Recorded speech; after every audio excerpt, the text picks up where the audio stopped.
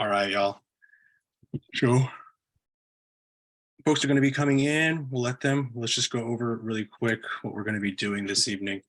Here is the tentative agenda. We're just going to spend a few minutes here letting folks come in.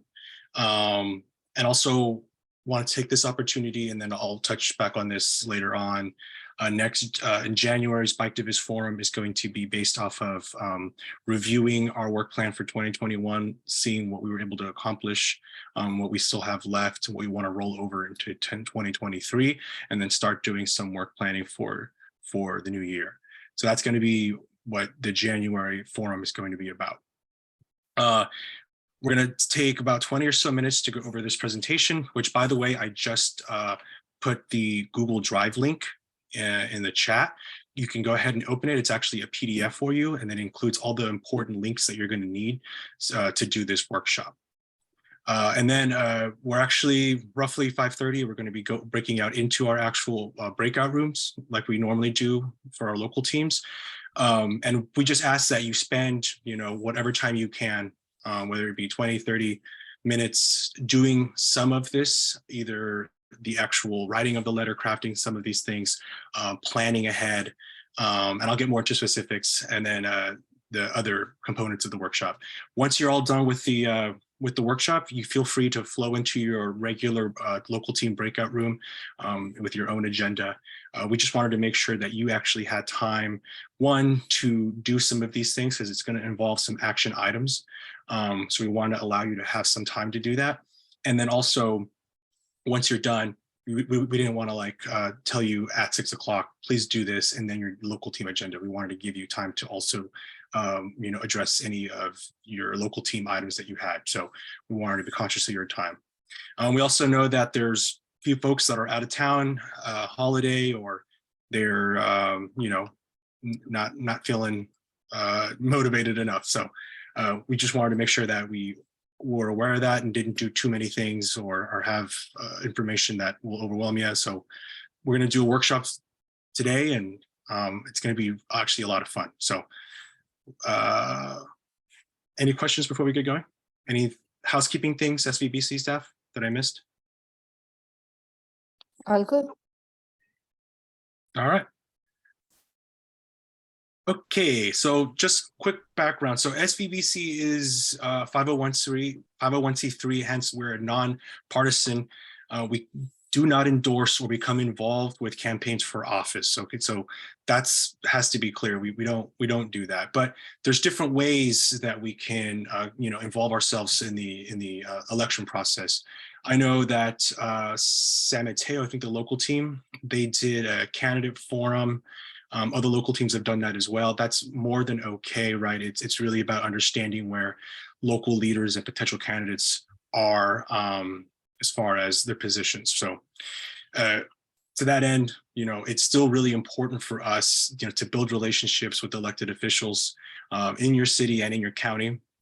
And three main reasons why it's important. So they know that we're actually a constituency in the community that can mobilize and actually apply pressure, right, if need be.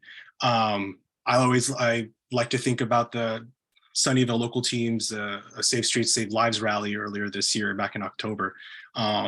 Really, that was an example of putting pressure on leaders to actually act. And we want our leaders to understand that we have that kind of power and that ability.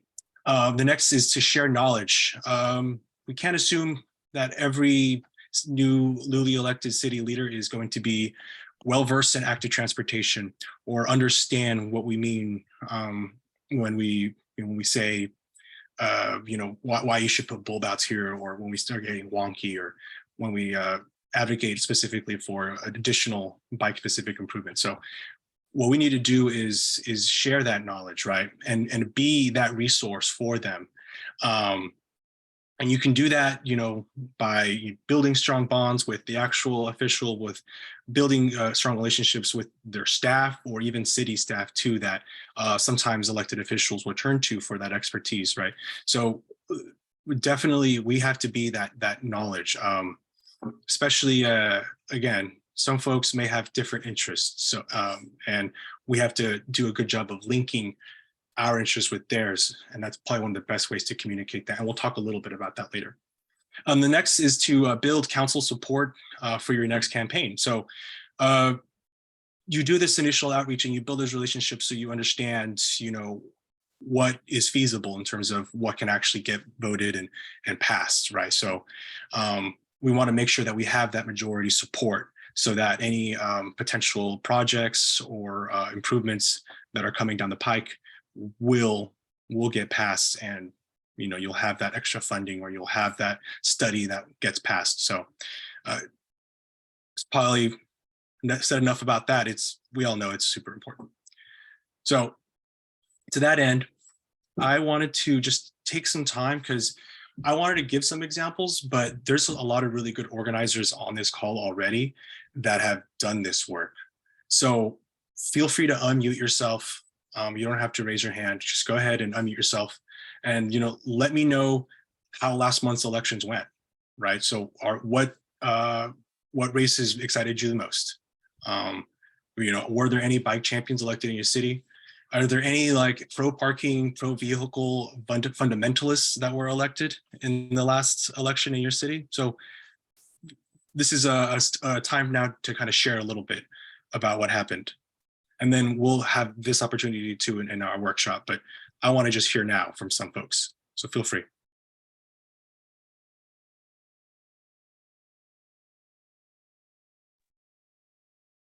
Hey, Anthony.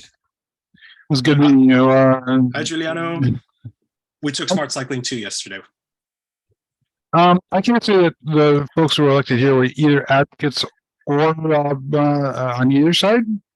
I think that in theory they're interested in making things, transportation and everything better, but they also support staff, and staff is not necessarily on board, and I don't know how to change that. So the question is kind of like, how do you take council members who are good people? I know some of them personally. They really are, but they're not on board with brass tacks how you make get these things going. And so interested in hearing how all y'all have navigated that. Giuliano, we had a hard time hearing you at the beginning. Were you talking about a specific council member that was just elected, or one that you have now? No, a couple of them. We had a couple elected, including some who've been on the council in the past. I think they all are interested, including the ones who've been there before. And yeah, they're interested in making transportation better. They like the idea of cycling. Mm-hmm. As far as converting that general kind of interest into real concrete action, there's not been a lot of that in Belmont, and I don't know how to navigate that transition. I hear your question. I know that it's a little bit muffled, and some people may have a hard time hearing. But what I would say, this is just one technique. Once you have that initial relationship established, Giuliano, understanding what they care about is very important. So if they do care about transportation issues, being persistent about linking their issue with their, the thing they care about. Maybe it may be transportation, or maybe it's healthy food. Maybe they really want healthy food access, right? Understanding what the link is between, better bicycle infrastructure, better active transportation policy, and how that actually can improve overall health, right? And access to food. So these are just a couple of ways. Is there anybody that feels compelled to add a strategy or a perspective here? Feel free. I would just say that what we're going to talk about now next is, welcoming those council members and establishing the connection. So I think that's step one, and then that can trickle down into staff as well. So yeah. So, and Juliana, you got us ahead. Oh, go ahead, Bruce. Go ahead. Oh, just really quick. So in Mountain View, we sort of encapsulated for now the Los Altos team. So we'll be doing both Mountain View and Los Altos. Mhm. I anticipate a strong interest in active transportation, not just exclusively bicycling. So I think we're going to craft any messaging we have around active transportation, not bicycling. And Mhm. all of the incumbents won in our case, and we have established relationships with all of them, very good, strong relationships with them. So we'll talk about that when we get into our breakout, how we will do that. So I don't know, we might be a little bit different from the others, but we shall see. Yeah, there's some good texture there in Mountain View. You're gonna have Mountain View, Mountain View doesn't have all the incumbents won, but Los Altos, and then you have some county folks too that are new. So we'll talk about that more. Anybody else want to share before we move on to the next portion? Yeah, I guess in Palo Alto, the 3 seats that turned over are all new council members, and they seem like they should be, reasonably good for as far as getting cycling, stuff done. So yeah, I think we will be engaging with them. Awesome. And then I know there's some stuff here in the chat. Tim says Cupertino has had a significant shift on their council. Sunnyvale has some great bike advocates added to its council as well. Yeah. So yeah, that's another thing. So we really, so when we put this together, we really thought about local teams and local team cities. That's really where the focus is. That doesn't mean that we don't have some local team members that live in other cities, and we can definitely explore extending that outreach as well. So we can have a conversation about that. Anthony, Rayon has his hand up. Go ahead, Ryan. Yeah, I just wanted to shout out San Mateo has 4 new council members on its council. And one of those who was elected is actually so much of a bike champion that he's on the call right now. Mike Swire put that in the chat, but Adam Lorraine, who is a member of our group, is here today. So because he's that much of a bike champion. So congratulations, Adam, on your election. Yay to Adam. He's been a long time SVBC supporter, and we've had the pleasure of working with him on multiple occasions. Yes, thanks for the shout out, everybody. Glad to be here tonight and looking forward to 2023. It should be an interesting discussion with 4 new council members, as you mentioned, Ryan. We're so excited that you're there. Hello, you got such a great introduction. It was awesome. Must be. It's good to have you, Adam. Thanks for joining us and for being our bike champion. And that's going to be important for a part of our workshop. All right. So, yeah, 2022, the midterms were interesting. A lot of, like Ryan said, 4 new council members. But I know we have organizers on this call that have been doing this for a while, and they either have personal relationships with council members or with their staff, or even with city staff, right? So I want to hear a little bit about the different types of strategies that you've employed as far as doing outreach.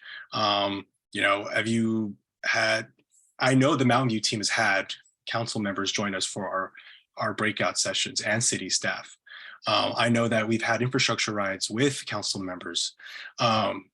We've attended plenty of town halls and city meetings and mixers. So I just want to be able to kind of brainstorm some options that some peers here who don't really do this often or have never done this before can kind of hear about. We often think that government in general is kind of distant and it's not very accessible, but it actually is. These are your neighbors here that are running these cities. So I want to hear some strategies that y'all have employed in the past.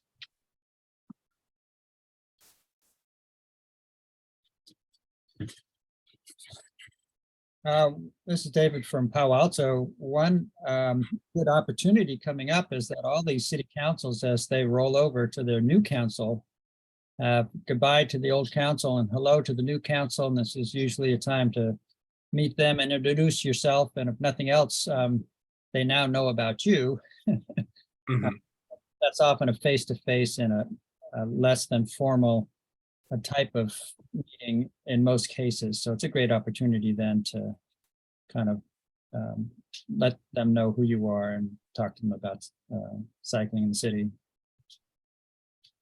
Yeah, and some cities will do like a ceremony where they, right, whether you get sworn in, or sometimes they'll do a ceremony where they change positions, right? They'll rotate being the vice mayor or the mayor, right? And these are most of the time they're open to the public to attend.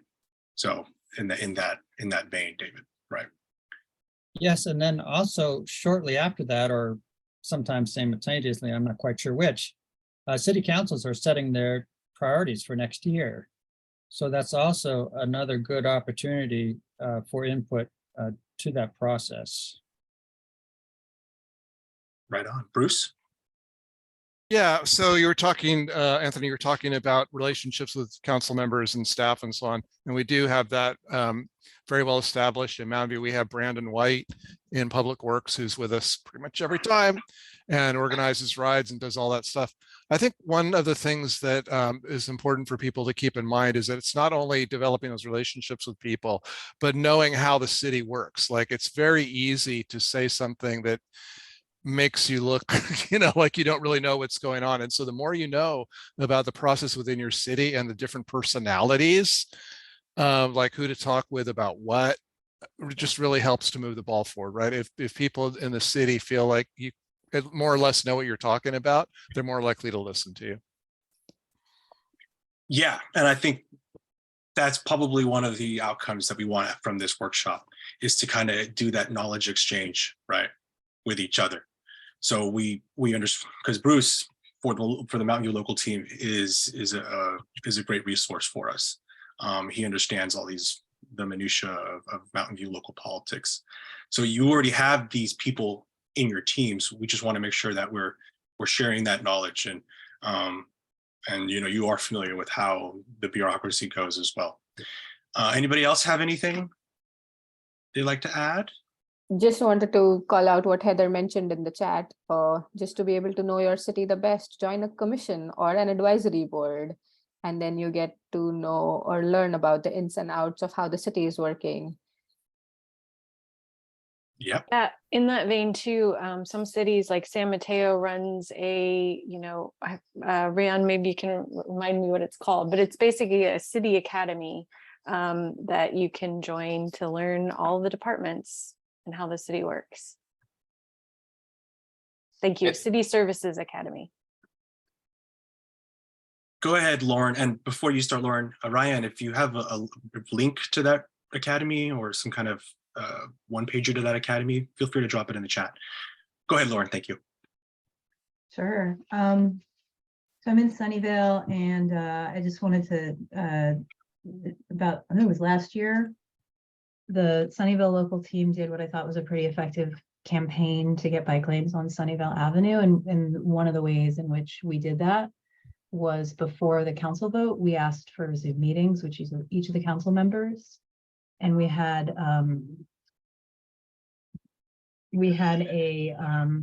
PowerPoint that we had practiced, and we did like 10 minutes and then just talked to each of the council members.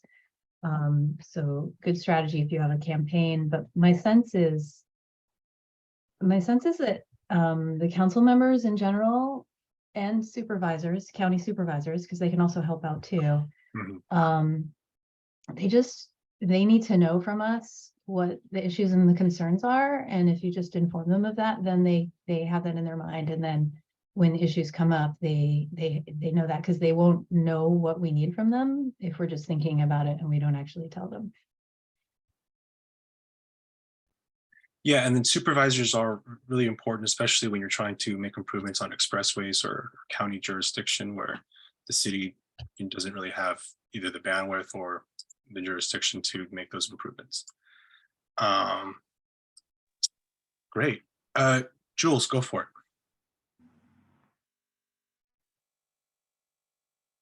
Hi, I'll just say about attending commission meetings.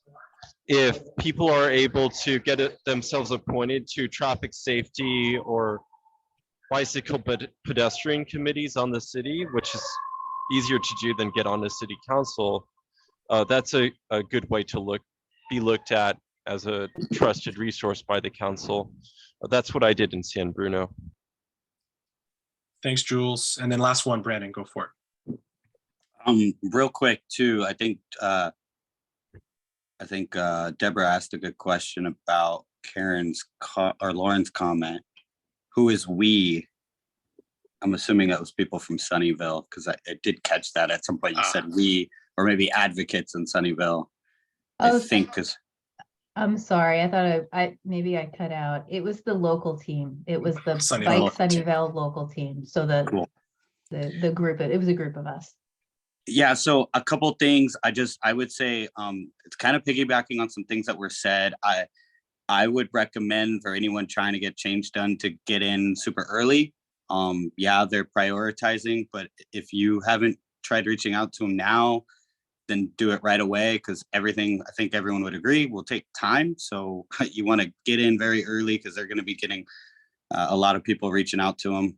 Number two, it was just, again, kind of a bit to what Anthony said, in that it's always really helpful to find a connection between more people using our roadways. Notice how I worded it. I could say biking, I could say walking, but we just have more people using our roadways. And you can almost connect that with everything. If somebody is pro-business, you can use business values and just demonstrate how more people utilizing the roadways in different ways would increase business. You can bring in an environmental factor, equity and equitable things. There's a lot of different ties.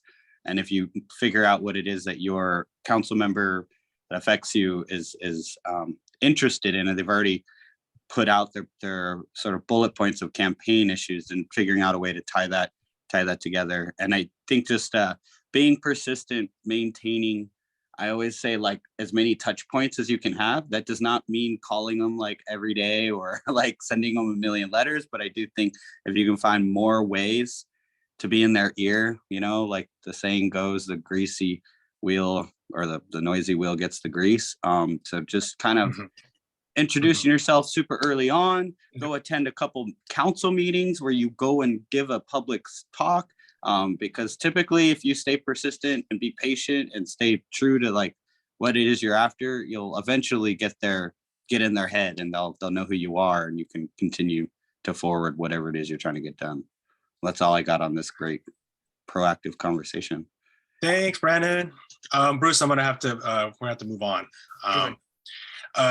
And we just segued right into it, Brandon. So thank you so much. I think some of you were probably on Supervisor Smidian's 13 Tips for Successful Advocacy webinar that they did earlier in the year.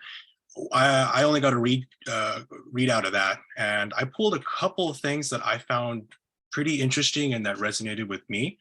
Before my job here, I was a field representative for a congressman. So as far as really bad advocacy, I've seen my fair share of it, especially name calling and other epithets that I can't repeat on this call. So really straightforward here. I think we mentioned this again, try to connect what they care about, what motivates each person, right?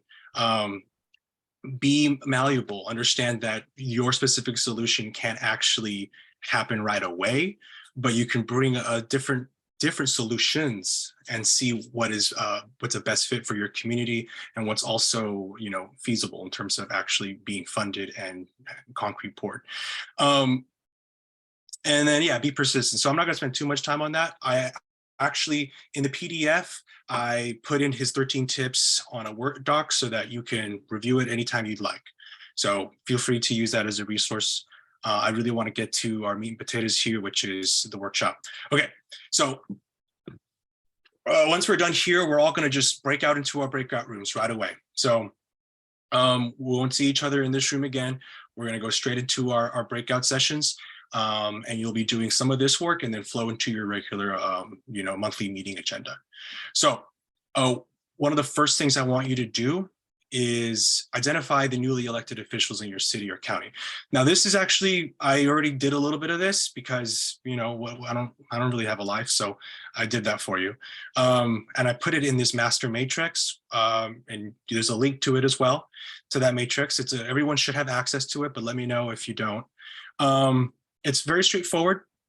You're going to have the race, county supervisor, the winner. You're going to want, we want to ask ourselves, do we have an existing relationship with this person? Yes or no, right? Are they a bike champion? Yes or no? Welcome packet status, that's going to be for SVBC staff, so don't worry about that. General comments is really where I want y'all to provide that information that we need as advocates, right? It could be something as simple as like, you know, for instance, like Cindy Chavez, right? Or, well, boy, that's a bad one. So I'll just do my example there. You know, I worked with someone on their staff, or we are tangentially, you know, connected in some way, or maybe, you know, they worked at a nonprofit that you worked at as well, or maybe that you worked with in some capacity. Just try to understand what personal relationship you have to that person in your team. So what we want to do is we want to identify the people in our local team that have specific information as far as you know, connections, or even something else, maybe something that isn't in the press that could be helpful. Any feedback, maybe you heard them talk disparagingly about bicyclists or something. Just what we want to do is we want to do a collective brain dump on this master matrix, right? Mostly, and you know, local teams will be focused in on their races, right? That doesn't mean though, if you know someone from a different, like if you are from a different local team, but maybe you have some kind of connection or existing relationship with a different newly elected person in a different city, right? Go ahead and put it in the general comments and say, hey, you know, this is me from the San Jose local team. You know, I used to babysit their son back in the day, or something like that. Or, you know, I worked with them as a collective on some kind of advocacy campaign. Feel free to just put all that there. So that's really what the purpose is. So, you know, first things first, let's identify those people, identify what kind of connections or relationships we have with them. Okay. The next thing we're going to do is we're going to figure out a couple people within our group to kind of lead the outreach. Someone that really wants to, that maybe they're already doing it, so you're already done. But if your local team doesn't have that one person, try to figure out who's going to be that person, you know, the next couple weeks and months to reach out to them. All right, and then the next thing is we're going to complete a draft letter to the newly elected official. And then coordinate with SVB staff on a final packet to send. So that's what those 1 or 2 team members are going to be doing for us. They're going to be leading the outreach, completing the draft letter, and then coordinating with us on a final packet. So we're going to go over here. So I've provided a welcome letter. It's a very standard, basically just says congratulations, you know, and who are we? What do we do? And then these are the things we care about, and we hope that you'll care about them too and prioritize them. It's very, very, very basic. Feel free to modify as you wish, change things, move things around. It's all 100% up to you to do that. I just wanted to give you something to start or to work with, from, you know, give you some kind of clay. We ask that you add at least 3 issues in that letter that you want to prioritize and that you want them to look at. So, you know, make sure you figure that out, at least those at least 3. Okay, and then in the workshop, we also want you to decide what materials you want. So once this letter is done, we're going to actually include it in a physical packet where we're going to send to their offices. We're hoping that it's going to have the policy agenda for SVBC. That's going to be something that it's going to for all of them. And then after that, it's the letter that you complete, and then it's going to be any 1-pager, any short essay. And I emphasize short. I don't want you know, a 10 or 15-page thesis, because no one's going to read that. Something short that you can include in your packet as well for them. Again, some of these folks aren't well versed. Some of these folks don't understand some basic things, and that's why we're here as a resource to them. Let's see. Okay, and then once you're done with that, you know, part of your workshop, plan your outreach. We talked a little bit about some of these strategies with, welcome ceremonies, bike rides, inviting them to local teams. Start thinking about that outreach. Like Brandon said, the sooner the better. Let's get that going. All right, I think that's basically the brunt of it. I want to give you guys as much time as possible to knock some of this out. Are there any questions before we go into our breakout rooms?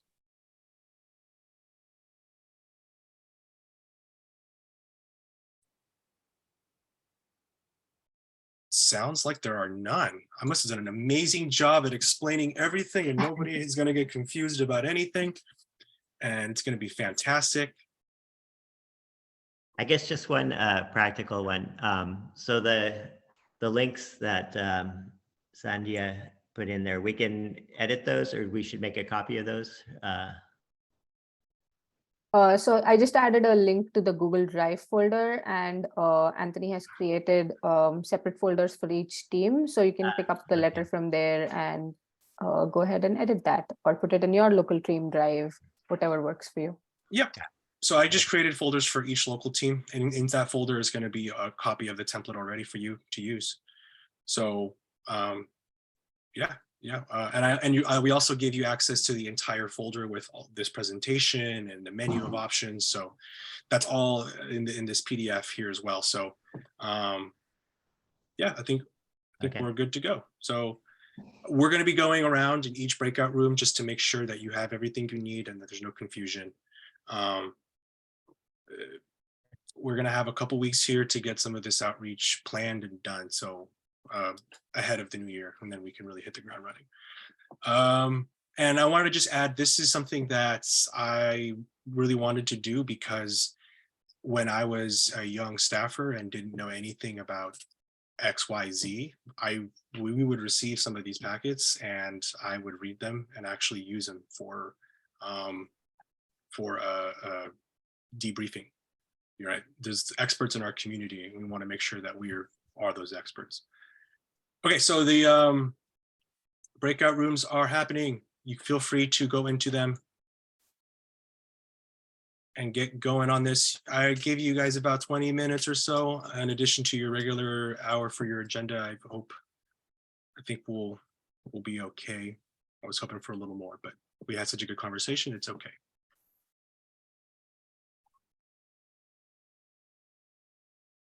All right, I'm going to stop sharing my screen. Is there no San Jose? It seems like I might be one of the few.